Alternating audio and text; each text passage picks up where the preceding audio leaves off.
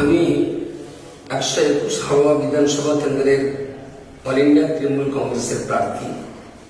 আমার ওই এক কেন্দ্রে আরো অনেক প্রার্থী রয়েছে।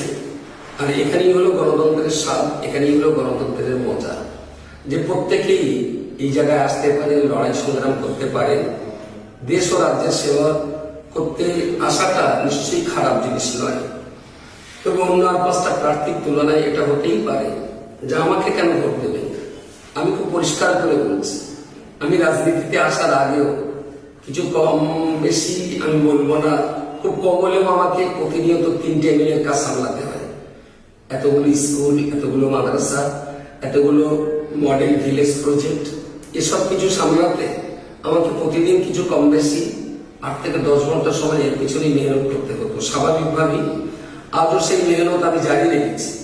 দিনে যেমন আমি ভোট প্রচারে যাই, সন্ধ্যার পরে এসে আমাকে সেই কর্মকাণ্ডগুলো কম বেশি দেখাশোনা করতে হয়।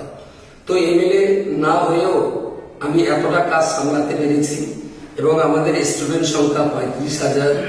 এই বিরাট একটা পরিবার, এতগুলো প্রতিষ্ঠান, এতগুলো পরিবারের সঙ্গে আমার সুসম্পর্ক বজায় রেখে দেওয়ার, যদি আমি তাদের কাছে বিশ্বস্ত না হতাম, তাহলে অল ইন্ডিয়া সুন্নাতুল জামাতকে বিশ্বাস করে তারা তাদের সন্তানকে আমাদের কাছে ছাড়তে পারতো না।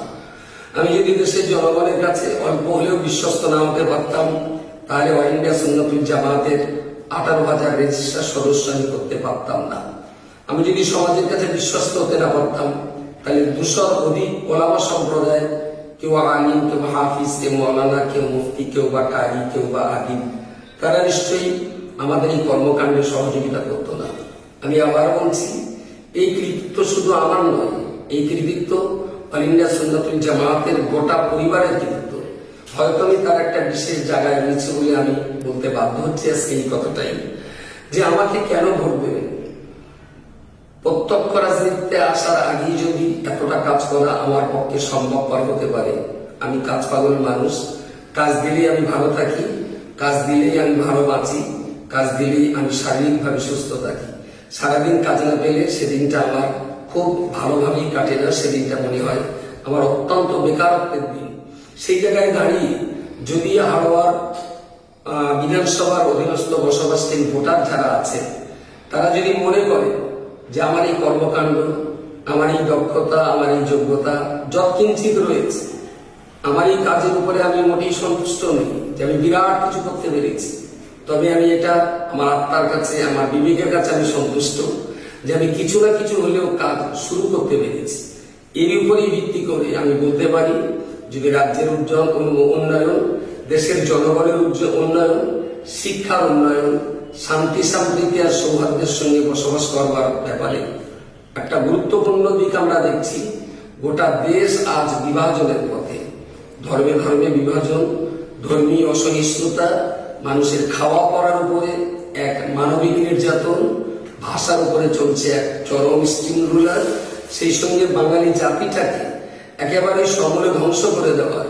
বাংলা ভাষা, বাঙালির পোশাক, বাঙালির কৃষ্টি কালচার, বাঙালির জাতিসত্তা, সবকিছুকে একেবারে চিরতরে ধ্বংস করে দেওয়ার যে কঠিন ষড়যন্ত্র করছে আগ্রাসন শক্তি, সেই শক্তির মোকাবেলায় আমাদের অস্তিত্ব সংকট, আমাদের জাতিসত্তার অস্তিত্ব টিকিয়ে রাখার জন্য, আমাদের বাঙালি অস্তিত্ব সত্তা টিকিয়ে রাখার জন্য আমার এই জায়গায় আসা।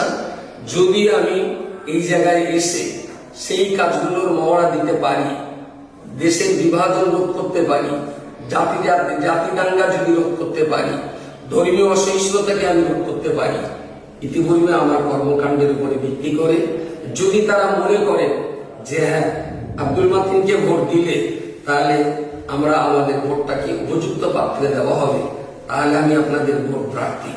আমি এই জায়গায়, আমি আমার নিজের জায়গায় অত্যন্ত শক্তপোক্তভাবে দাঁড়িয়ে থেকে বলতে পারি যে ভোট প্রার্থী না হয়েও আমি যদি কাজ করতে পারি, ভোট প্রার্থী হওয়ার পরেও আমি কাজ করতে পারি। আমার এই জায়গায় ভোটে হেরে যাওয়া, জিতে যাওয়া, এটা আমার ব্যক্তিগত কোনো ইমেজ আমি মনে করি না। তারা আমাকে দলের এই জায়গায় ক্যান্ডিডেট করেছেন। যদি দেশের জনগণ আমাকে ভোট পরবর্তী কাজ করবার অধিকার যদি তাদের কাছ থেকে পেয়ে থাকি, আমি কাজ করব। এটা আমি কাজের নেশা রয়েছে আমার। আর যদি দেশের জনগণের মনে হয় যে আমার চাইতে আমি যে কর্মকাণ্ডগুলি পর্যন্ত করে এসেছি এর চাইতে অনেক কর্মকাণ্ড করা, অনেক দক্ষতার যোগ্যতা সম্পন্ন অন্য কোনো প্রার্থী যদি তারা পেয়ে থাকেন, সুতরাং আমাকে ভোট না দিয়ে যদি আমার সেই ভোটটা তাদেরকে দেয়, এতে আমি একদম অসন্তুষ্ট হব না, আমি একেবারেই কষ্ট পাবো না। তবে আমি অনুরোধ করব আমার এই কর্মকাণ্ড অন্যান্য প্রার্থীদের কর্মকাণ্ড দেখে শুনে বুঝে সুঝে আপনার বিবেকের বিচারে যদি আমি আপনার কাছে যোগ্য হই তাহলে আমি আপনার ভোট প্রার্থী। আর আপনার বিবেকের চেতনায় যদি আমি আপনার কাছে যোগ্য না হই, আমার থেকেও যদি যোগ্য প্রার্থী 121 হাওড়া বিধানসভায় থাকে, আপনার বিবেক আপনার চেতনায় যদি ভোটটা আমাকে না দিয়ে তাকে দেন, আমি আপনার প্রতি একদম অসন্তুষ্ট হব।